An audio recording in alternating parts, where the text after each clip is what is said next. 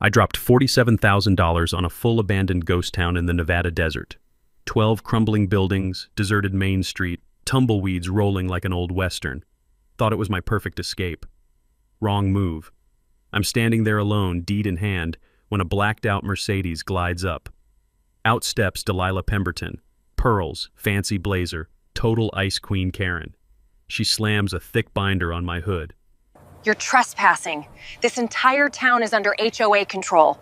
Your deed doesn't mean anything without our approval. I look around. 0 houses, 0 people, just wind through broken windows. This place has been empty since the 80s. She smirks. Willowbrook Estates HOA controls all property here, not you. The audacity hit like desert fire. She had no clue I dug into the county records, and what I found was about to destroy her fake empire. What would you do if someone claimed they controlled your legally purchased property? Share your HOA nightmare below. Where are you watching from? Let me back up and tell you how I ended up in this mess. I'm Xavier Reeves, 52, recently divorced construction manager who just wanted to disappear somewhere. Nobody could tell me what color to paint my mailbox.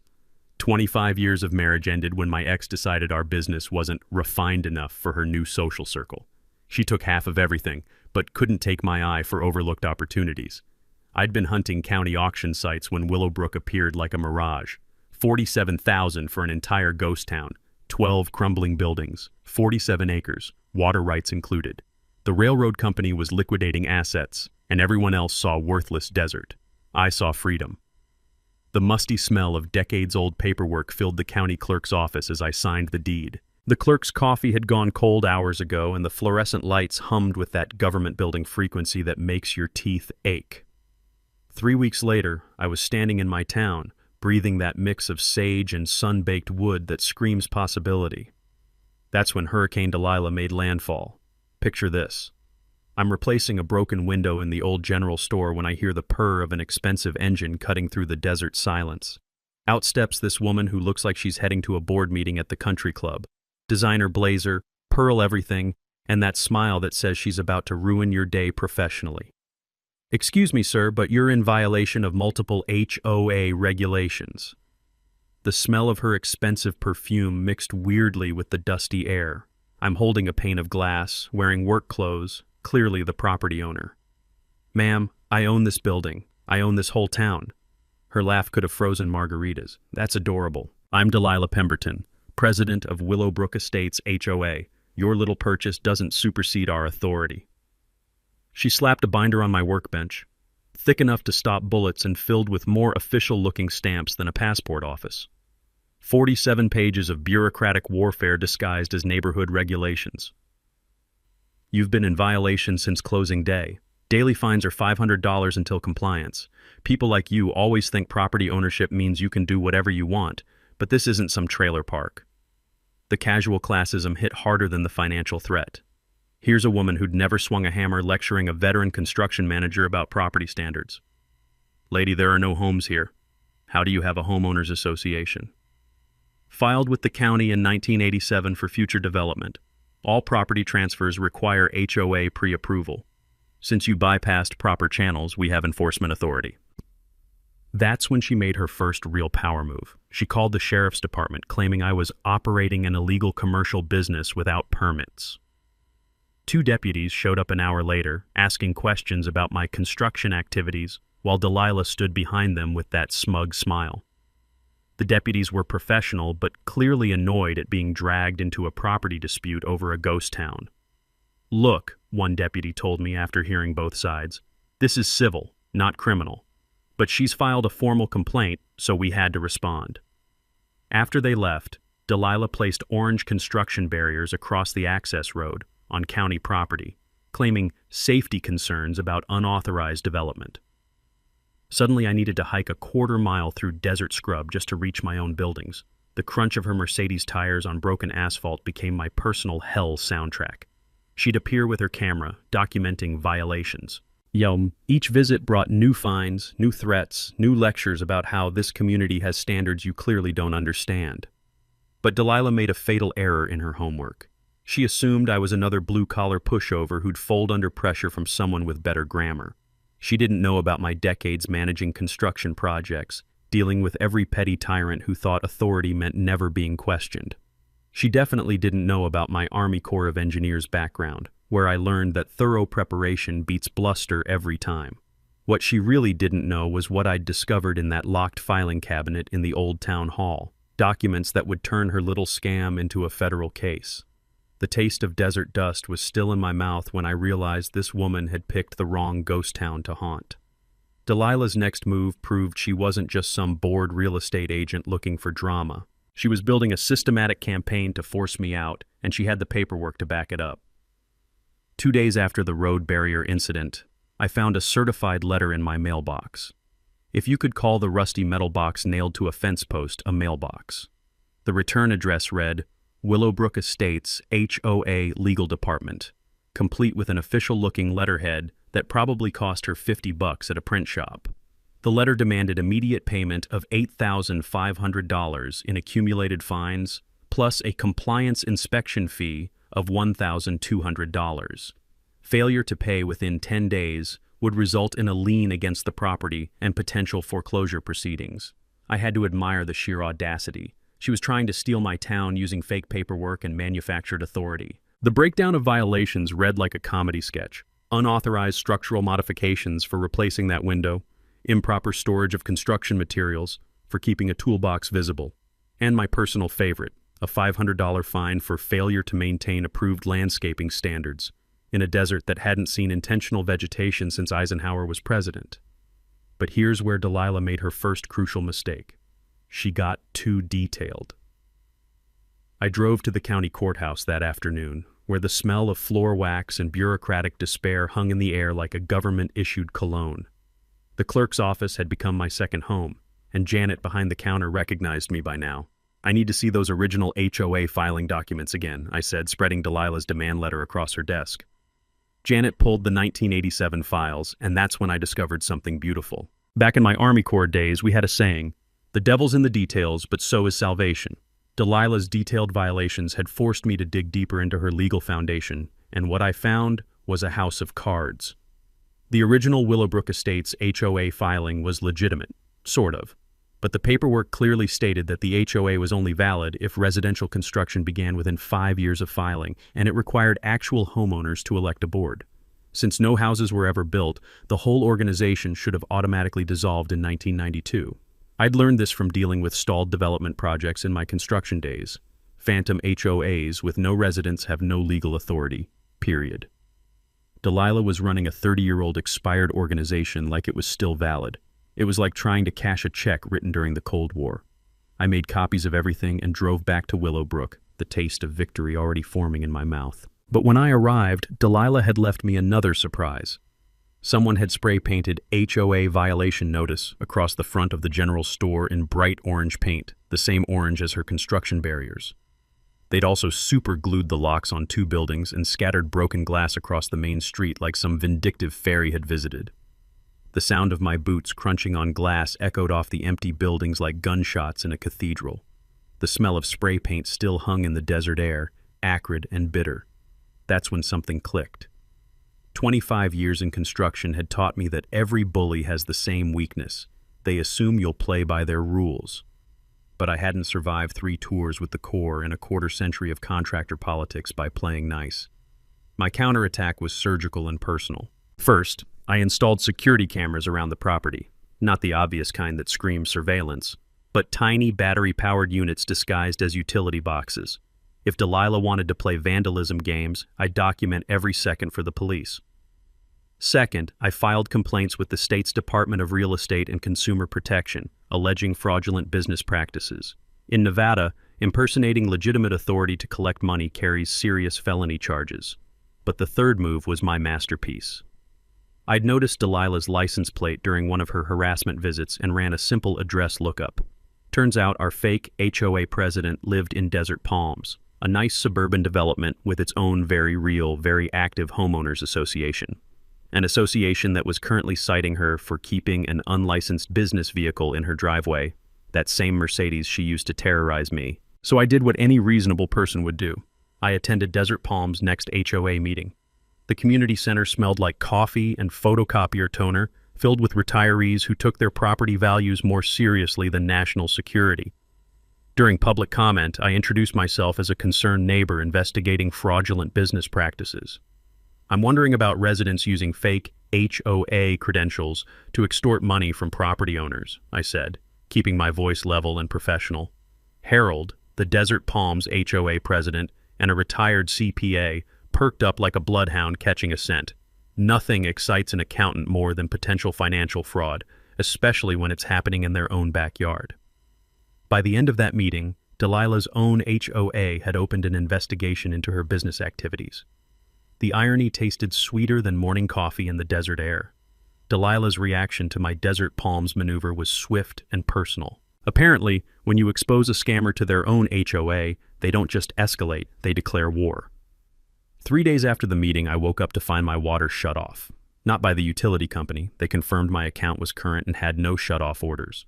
Someone had physically damaged the main line where it entered my property, leaving twisted metal and a growing puddle that turned the desert sand into sticky mud. The smell of wet earth mixed with sage filled the morning air, creating an oddly peaceful scent that contrasted sharply with my rising anger. I was loading water jugs at a gas station when my phone rang. "Mr. Reeves, Detective Santos, County Sheriff's Department, we need to discuss some serious allegations made against you." Delilah had filed a police report claiming I'd threatened her at the Desert Palms meeting. Her statement was detailed and creative. I'd allegedly followed her to her car, made menacing references to property disputes being settled through alternative means, and displayed aggressive body language consistent with intimidation tactics. Complete fabrication, but professional enough to require an official response. The sheriff's substation interview room smelled like industrial coffee and bureaucratic fatigue. Detective Santos seemed more annoyed than concerned, clearly recognizing this as civil court material dressed up as criminal complaint. "She's got witnesses," he said, sliding a folder across the scarred metal table. "2 associates who corroborate her version of events." That revelation hit like cold water. This wasn't random harassment. Delilah had orchestrated the entire Desert Palms confrontation with backup positioned to support whatever story she needed. I'd walked into a trap disguised as a community meeting. But while I was dealing with false police reports, Delilah made a mistake that would prove fatal to her entire operation. Harold from Desert Palms called me that evening, his retired accountant's voice tight with professional outrage. "Your friend just did something incredibly stupid. She tried to open a business bank account for her fake HOA. Here's what happened. Delilah had attempted to legitimize her scam by establishing the Willowbrook Estates HOA as a real financial entity. She'd approached Desert Valley Credit Union with incorporation papers, fake homeowner signatures, and a request for a business account to manage community funds. The bank officer, following standard fraud prevention protocols, had run background checks on the supposed community. When the address search showed an abandoned ghost town with no residential structures, red flags started flying faster than warning shots. But here's the beautiful part, and this is where my construction background with financial institutions paid off. Banks are required by federal law to report suspected money laundering or fraudulent account applications. Delilah's attempt to create fake community credentials had triggered a suspicious activity report to the Financial Crimes Enforcement Network. She'd just brought federal investigators into what started as a local property dispute. The next morning brought a new level of harassment that showed Delilah's desperation. I found my mailbox completely destroyed, not vandalized, but professionally removed with cutting tools and hauled away. In its place was a hand-painted sign reading, "Mail delivery suspended, HOA violation." The sound of desert wind whistling through the empty post mount created an eerie harmony with my growing realization that Delilah was spiraling into increasingly reckless behavior.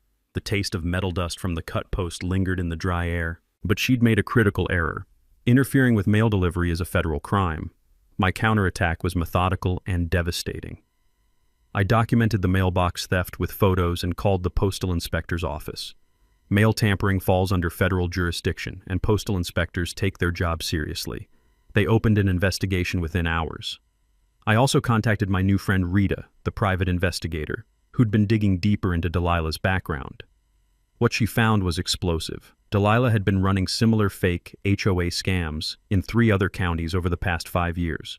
Property owners who'd paid her fraudulent fines rather than fight back, abandoned lots she'd claimed authority over, and a pattern of harassment targeting people she viewed as easy marks. But the nuclear discovery came from the bank's internal investigation. When Desert Valley Credit Union traced Delilah's financial history, they found she'd previously attempted to open accounts for two other non-existent HOAs in neighboring counties. The FBI's Financial Crimes Unit was already building a case against her for wire fraud and money laundering. My little property dispute had uncovered a multi-county organized fraud operation. By week's end, Delilah was facing federal charges, her real estate license was suspended, and postal inspectors were building a case for mail tampering. The fake police report that seemed so threatening suddenly looked like another piece of evidence in a pattern of criminal behavior. The irony was perfect. In trying to destroy me through false official complaints, she'd created an official paper trail documenting her own crimes. The taste of justice was definitely overpowering the desert dust now. Delilah's response to federal investigators circling her operation was to abandon all subtlety and go full psychopath. When cornered scammers realize they're about to be exposed, they don't retreat. They detonate everything in a final act of spite. The escalation started with psychological warfare. I arrived at Willowbrook one morning to find every building tagged with bright red spray paint. Condemned by order of the state. Professional-looking notices were posted on each door, claiming structural instability and immediate evacuation requirements. But the real gut punch was what I found inside the general store. Someone had broken in and destroyed everything I'd been restoring.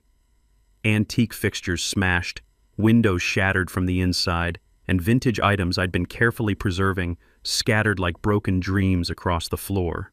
The smell of destruction, splintered wood, shattered glass, and decades of history ground into dust filled the air like a funeral parlor. This wasn't random vandalism. This was personal hatred made manifest.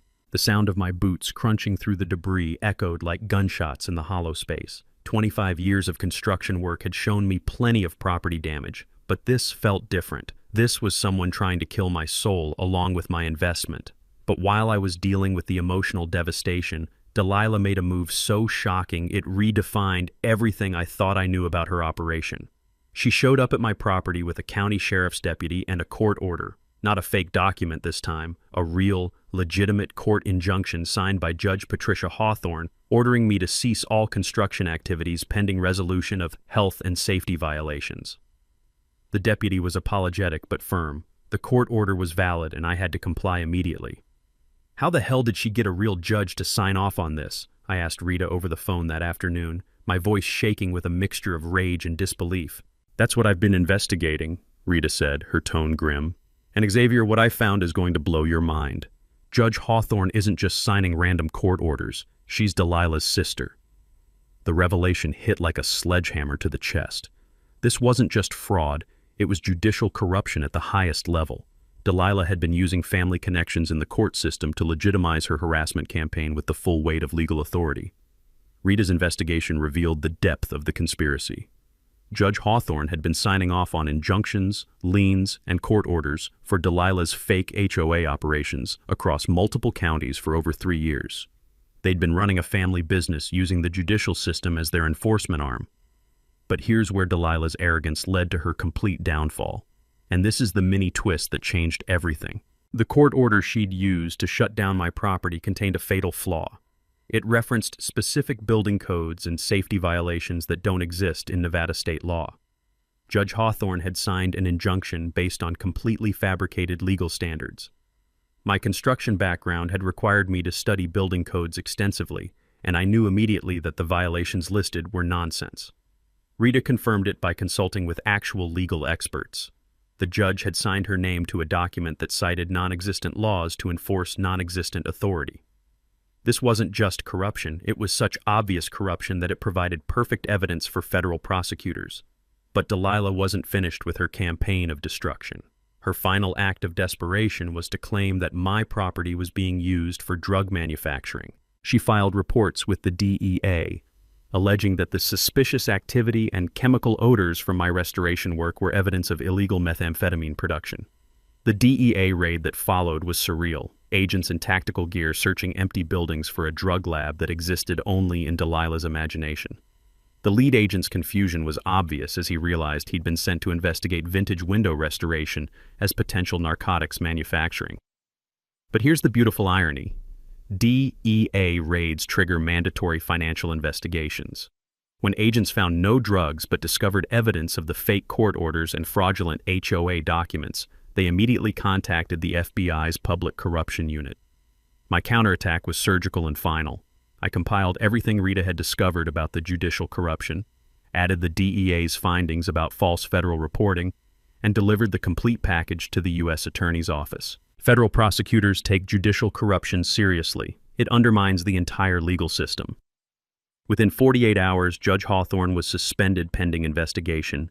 Delilah was facing federal charges for corrupting a public official, and the entire fake HOA network was being dismantled by a federal task force.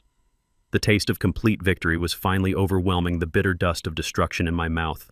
But I still didn't know about the locked filing cabinet in the old town hall, and what I was about to discover would turn this from a personal property dispute into the story of a lifetime. With federal investigators dismantling Delilah's network and the immediate harassment finally stopped, I could focus on what I'd originally come to Willowbrook to do: rebuild. That's when I decided to tackle the old town hall, the one structure I'd avoided because it looked like a stiff breeze might finish what time had started. The building reeked of decades-old mouse nests and bureaucratic decay, with that particular smell of important papers slowly rotting into historical footnotes. I was tearing out water-damaged drywall when my crowbar struck something that rang like a church bell, solid steel hidden behind decades of neglect. A massive filing cabinet painted government green and secured with a lock that belonged in a bank vault.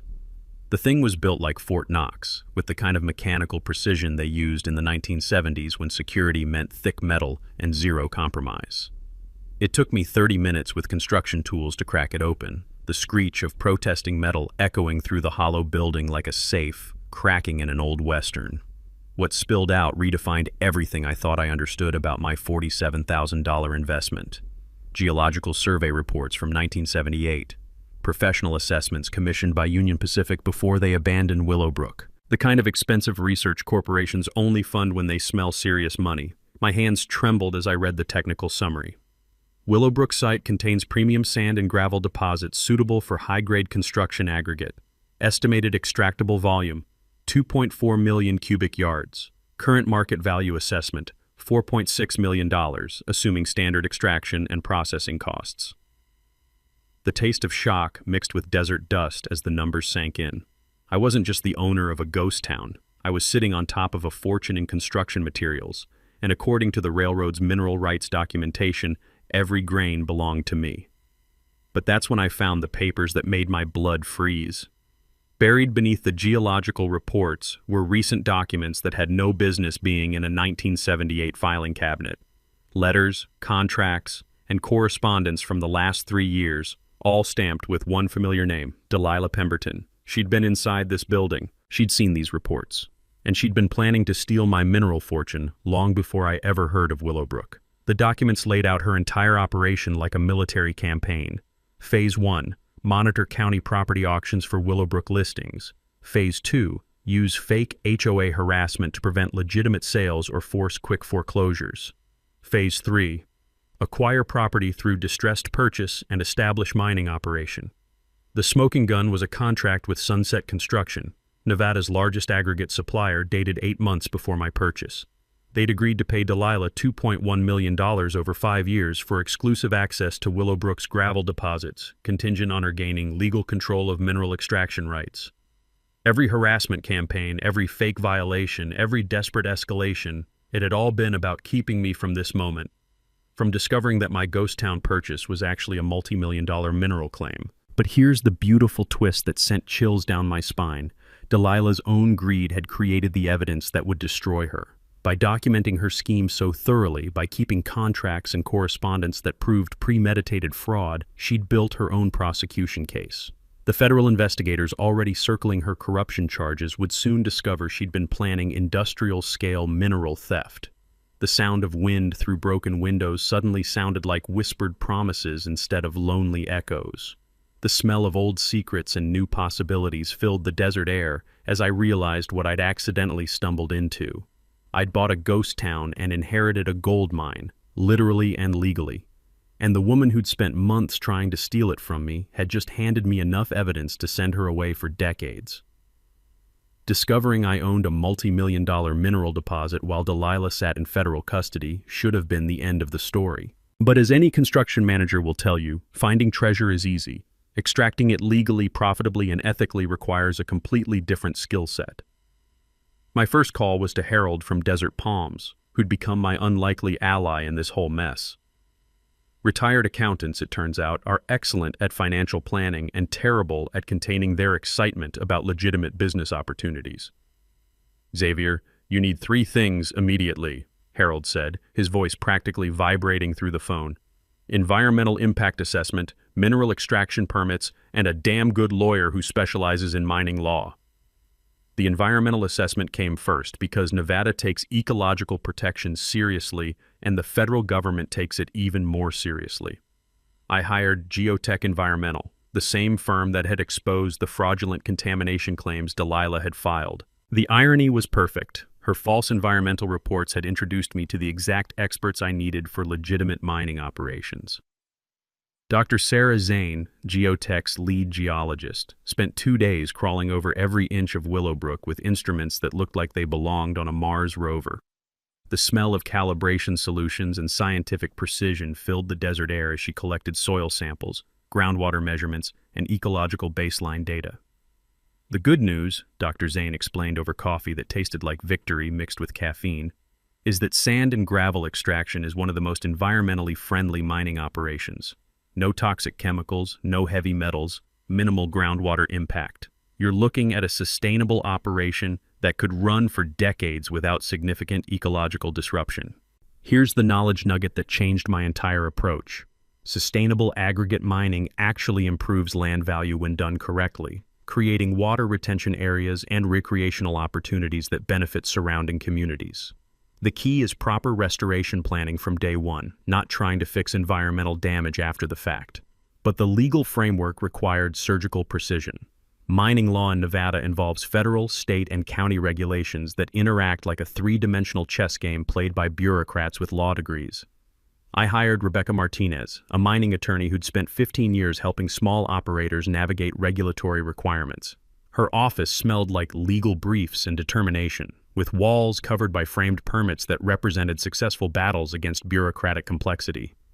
"Here's what most people don't understand," Rebecca explained, spreading geological surveys across her conference table like battle plans. "Mineral rights trump almost everything else, but only if you exercise them correctly. Miss one filing deadline, ignore one environmental requirement, and the state can revoke your extraction privileges permanently." The permit process was a masterclass in patience and precision. Environmental impact statements, noise abatement plans, dust control protocols, groundwater protection measures, and restoration bonding requirements. Each form led to 3 more forms. Each approval triggered additional review processes. But while I was drowning in legitimate paperwork, I was also building something beautiful, a sustainable operation that would benefit the entire region. The business plan that emerged was elegant in its simplicity. Willowbrook's sand and gravel deposits were perfect for infrastructure projects throughout Nevada. The state was spending billions on highway improvements, and local contractors were paying premium prices to truck aggregate from distant sources. My operation could supply high-quality materials at competitive prices while creating jobs and generating tax revenue for the county, instead of the luxury subdivision that Delilah had envisioned, which would have destroyed the mineral deposits forever. I was planning an operation that preserved the land's economic value indefinitely. The community outreach phase surprised me with its enthusiasm. I held information meetings in nearby towns, expecting resistance but finding genuine excitement about legitimate economic development.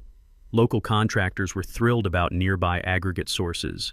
Environmental groups appreciated the sustainable approach, and county officials loved the prospect of new tax revenue. But the real triumph was securing financing for equipment and initial operations.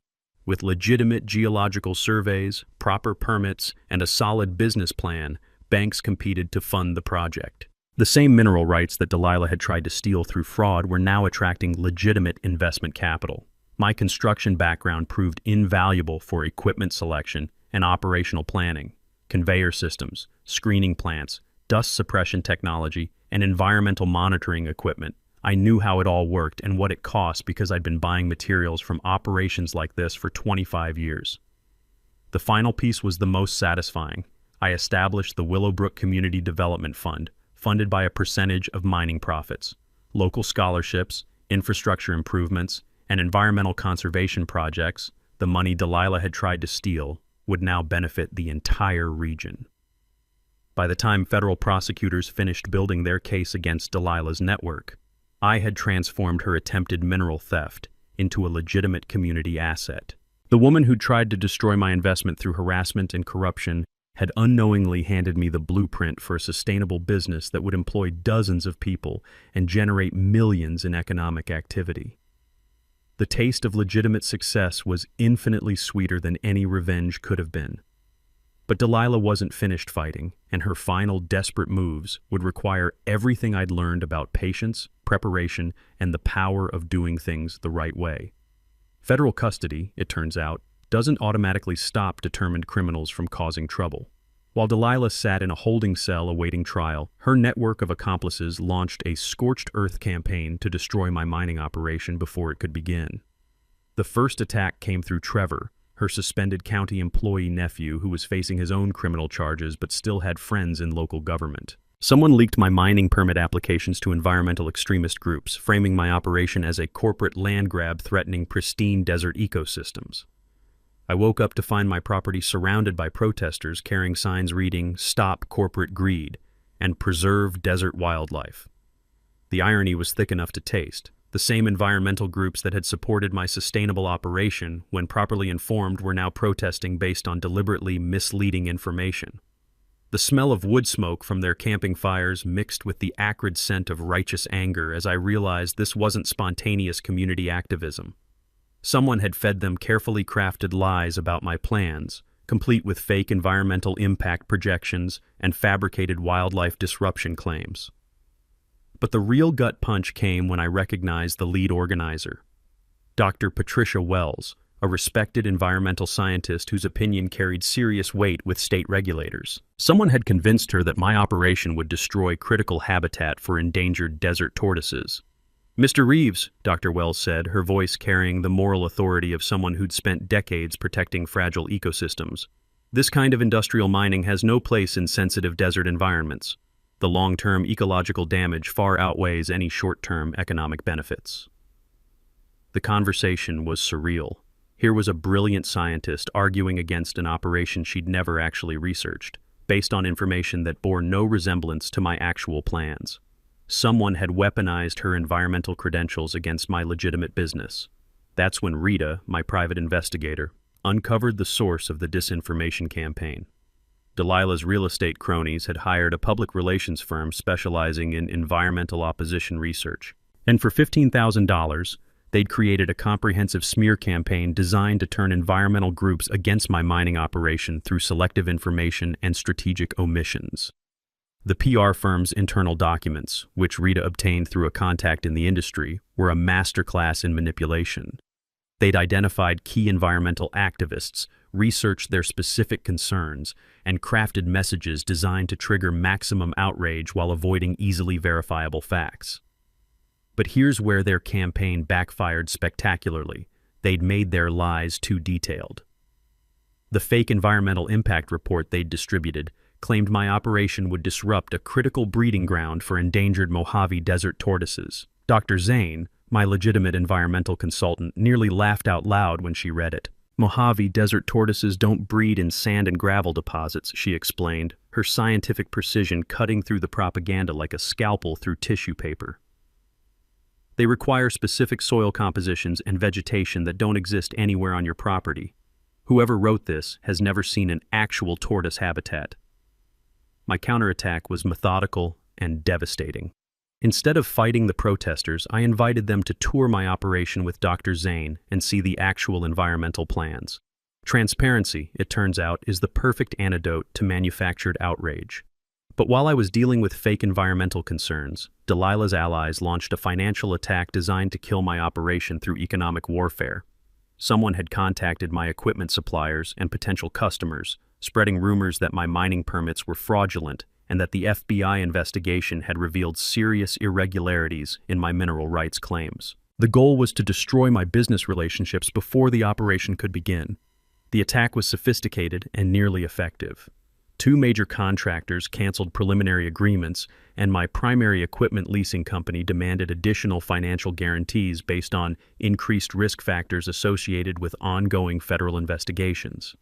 The taste of fear mixed with desert dust as I realized how vulnerable even legitimate businesses are to coordinated disinformation campaigns. Delilah's network was trying to strangle my operation with rumors and innuendo, banking on the fact that most businesses avoid anything that smells like federal investigations. But they'd made a critical error. They'd underestimated Rebecca Martinez, my mining attorney.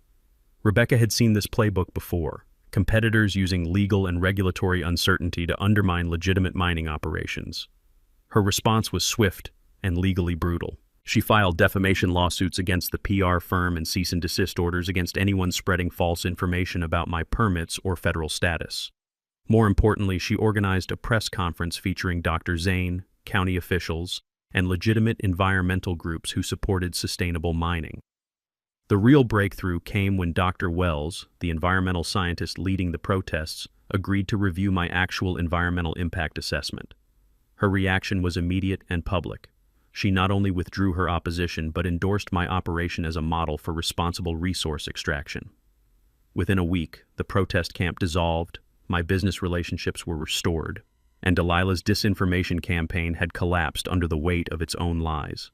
Delilah's final gambit from behind bars was a move so desperate and vicious it revealed the true depths of her criminal mindset. When fraud, corruption, and disinformation all failed, she decided to destroy everything she couldn't steal.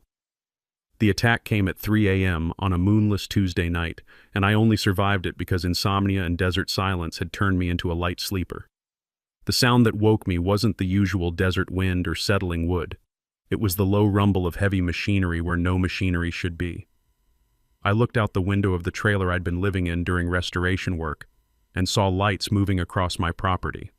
Not flashlights or vehicle headlights, but the harsh white glare of construction equipment working in the darkness. Someone was trying to destroy my mineral deposits before I could extract them. The scene that greeted me outside was like a nightmare version of legitimate mining operations. Two bulldozers and an excavator were systematically tearing up the areas where geological surveys had identified the richest aggregate deposits. They weren't trying to steal the materials, they were contaminating them with desert soil and construction debris, making extraction economically impossible. The smell of diesel exhaust mixed with dust and destruction filled the night air as I watched decades of geological formation being deliberately ruined. The sound of metal blades scraping bedrock echoed across the desert like industrial screams. But here's where Delilah's desperation led to her complete undoing. She'd hired the sabotage crew through her real estate company's corporate credit account. The equipment operators fled when I appeared with a shotgun and a cell phone, abandoning their machines in the middle of my property like evidence in a robbery. The bulldozers were still running, diesel engines rumbling in the darkness like mechanical confessions. Rita arrived with the sheriff's department an hour later, her private investigator instincts already working to trace the equipment rental agreements. What she found was the final nail in Delilah's legal coffin. The machinery had been rented using forged corporate documents and stolen credit card information. "She's not just trying to destroy your business anymore," Rita explained as we watched the sun rise over the damaged landscape. "She's committing felony vandalism, credit card fraud, and destruction of property from federal custody. This isn't desperation. This is complete mental breakdown." The financial damage was substantial but not fatal. The sabotage crew had destroyed about $30,000 worth of easily accessible aggregate, but the main deposits were deeper and largely untouched. More importantly, their rushed work had left clear evidence of deliberate destruction rather than accidental damage. But while I was dealing with industrial sabotage, Delilah's final ally made a move that revealed the true scope of her criminal network. Judge Patricia Hawthorne, Delilah's sister who'd been suspended pending investigation, attempted one last abuse of her judicial authority. From her temporary suspension, she somehow managed to issue a restraining order against my mining operation, claiming new evidence of environmental violations requiring immediate cessation of all industrial activities. The restraining order was legally meaningless. A suspended judge has no authority to issue court orders. But it was designed to create enough confusion and delay to give Delilah's allies time to complete the sabotage operation. Rebecca Martinez's response was swift and legally devastating. She immediately filed federal charges against Judge Hawthorne for abuse of judicial authority while suspended, adding another felony count to the family's growing criminal enterprise. But the real breakthrough came when federal investigators realized that the coordinated timing of the sabotage and the fake restraining order proved ongoing criminal conspiracy while Delilah was in federal custody. The FBI had been monitoring all of Delilah's communications from jail, and they'd recorded her coordinating the entire operation through coded conversations with accomplices. She'd been directing criminal activities from her cell like a mob boss running operations from prison. My counterattack was simple and final. I provided complete cooperation with federal investigators, turning my property into a crime scene that would send multiple people to prison for decades. The equipment rentals, the credit card fraud, the judicial corruption, and the recorded jailhouse conversations created an ironclad case for organized criminal enterprise under federal RICO statutes. Delilah's network wasn't just facing individual fraud charges, they were looking at racketeering convictions that carried mandatory prison sentences. But the most satisfying moment came when environmental investigators determined that the sabotage had actually violated legitimate environmental protection laws. By contaminating my mineral deposits with unauthorized soil disruption, Delilah's crew had committed the exact environmental crimes they'd falsely accused me of planning. The irony was perfect.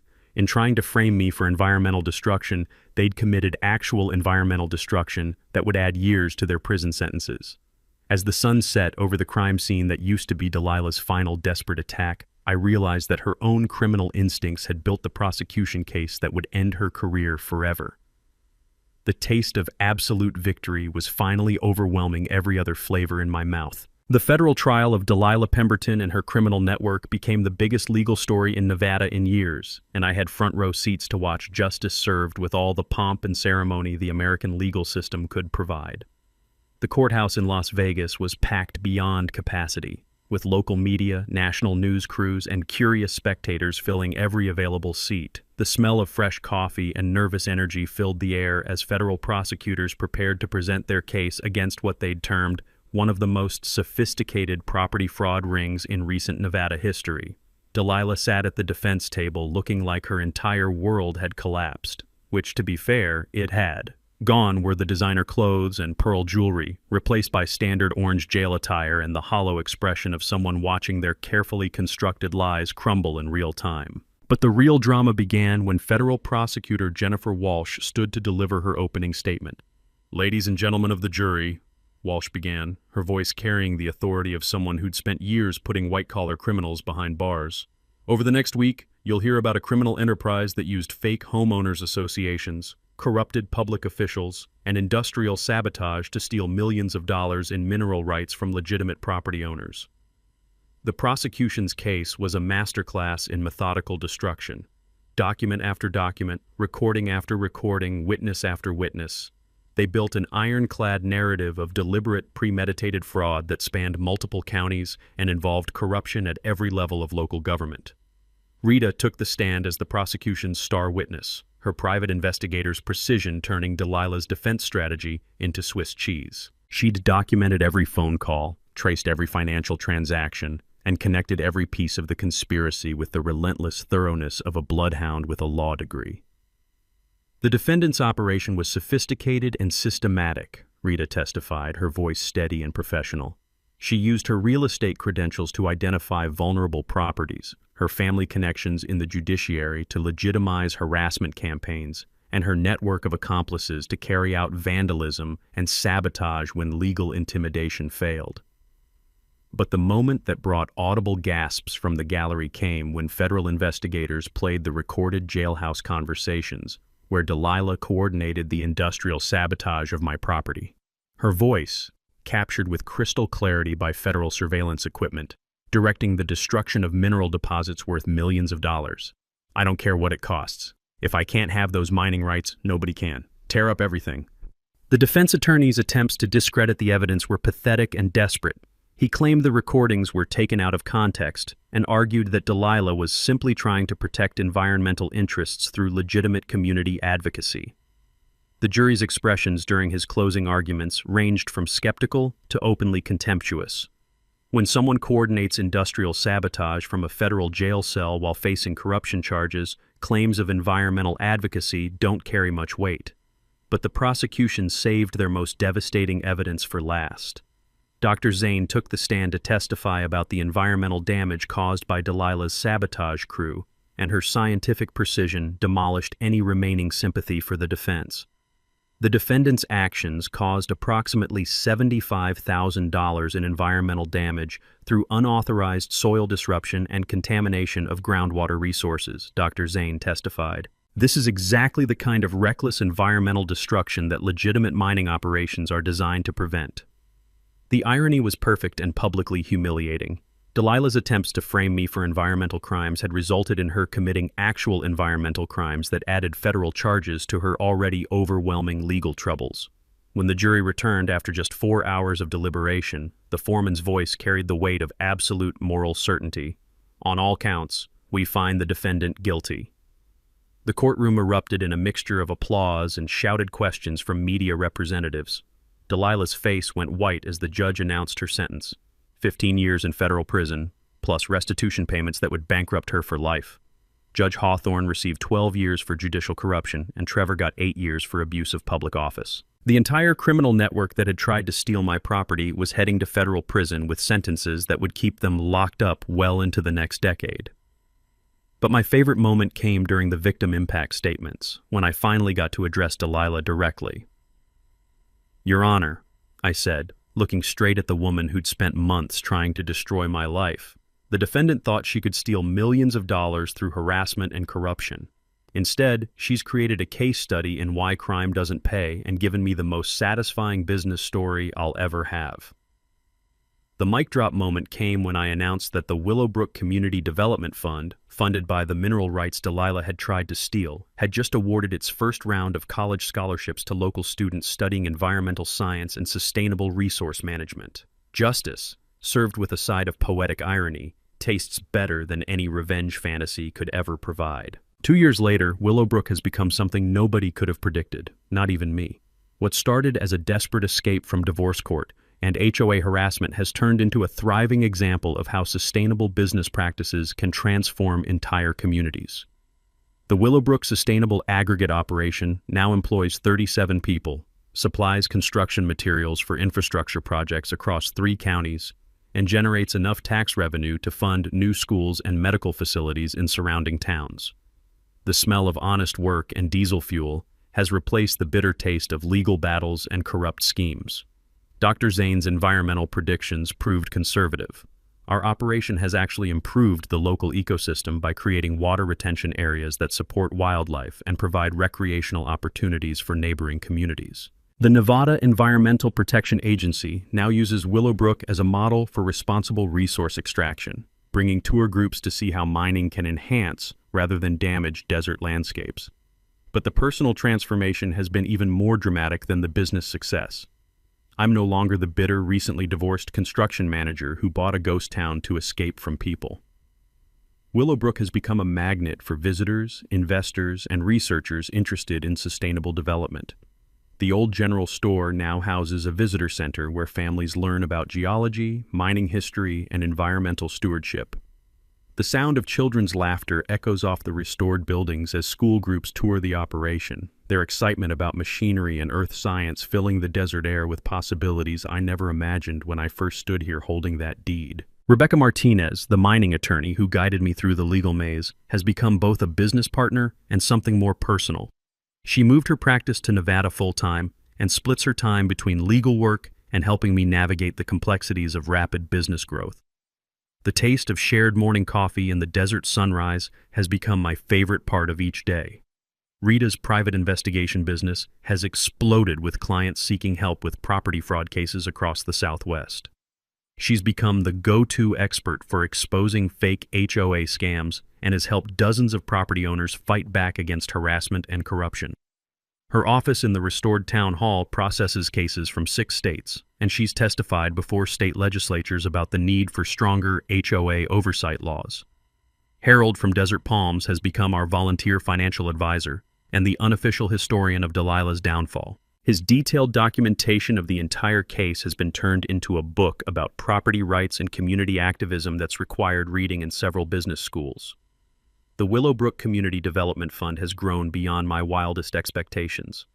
Mining profits now fund college scholarships, environmental research grants, and small business loans for sustainable development projects throughout rural Nevada. We've awarded 43 scholarships so far, with recipients studying everything from renewable energy to sustainable agriculture. The most satisfying development has been the transformation of surrounding properties. The economic success of Willowbrook has attracted legitimate businesses and families to the area, creating a small but thriving community where none existed before. Property values have increased, but through genuine economic development rather than artificial speculation. Even Delilah's former victims have found closure and justice. The federal investigation led to the discovery of 17 other fraudulent HOA schemes across 4 states, resulting in criminal convictions and millions of dollars in restitution payments to property owners who'd been harassed and extorted. The Delilah Pemberton case has become a landmark precedent for prosecuting organized property fraud. As for Delilah herself, she's serving her 15-year sentence at a federal facility in California with earliest possible parole in 12 years. Judge Hawthorne lost her judicial pension and will be released in 8 more years to a legal career that's permanently destroyed. Trevor is scheduled for release in 6 years and will never work in government again. But the real victory isn't their punishment. It's what we've built in the space their crimes tried to steal. Standing in my restored town square at sunset, watching families enjoy the community space that mining profits have created, I'm struck by how dramatically life can change when you refuse to be intimidated by bullies and decide to fight back with patience, preparation, and legitimate legal action. The ghost town I bought for $47,000 is now worth several million. But more importantly, it's become a living example of how individual property rights and community development can work together instead of against each other.